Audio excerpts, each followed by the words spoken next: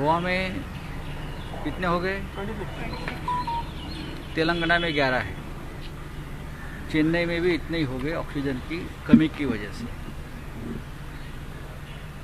उत्तर प्रदेश में यही चल रहा है। बिहार की भी खबरें हैं, ऑक्सीजन की आज भी जिस तरह से शॉर्टेज है पूरे देश में, इसीलिए सुप्रीम कोर्ट ने एक नेशनल टास्क फोर्स को बनाया है और अब ये काम नेशनल टास्क फोर्स ने शुरू भी किया है। लेकिन बीच में जो लोगों की जानें जा रही है वो बहुत ही चिंता की और गंभीर विषय है। ऑक्सीजन की बात अगर करें तो महाराष्ट्र में भी कुछ दिनों तक ऑक्सीजन की शॉर्टेज थी, लेकिन सरकार ने बहुत कंट्रोल कर लिया।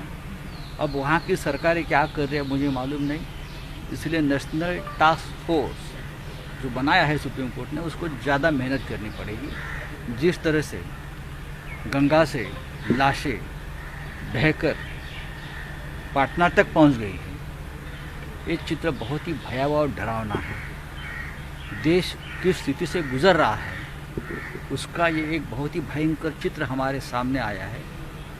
और आज भी हमारे सरकार से, केंद्र सरकार से और राज्यों से कहना है, कुछ भी बातों अगर आपके पास कोई कमी है तो छुपाने की कोशिश मत करिए। हम एक दूसरे को मदद करेंगे, एक दूसरे के लोगों की जान बचाने की कोशिश करेंगे। देश एक है, ये कोई राज्यों का झगड़ा नहीं है, ये मानवता की बात है और इसलिए कोई छुपाने की बात ना करें।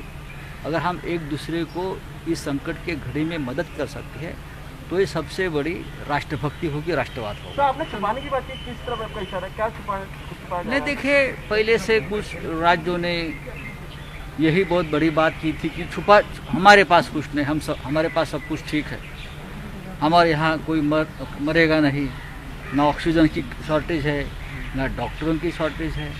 लेकिन कल भागलपुर की एक महिला का वीडियो मैंने देखा है जिसका पति का निधन हुआ है।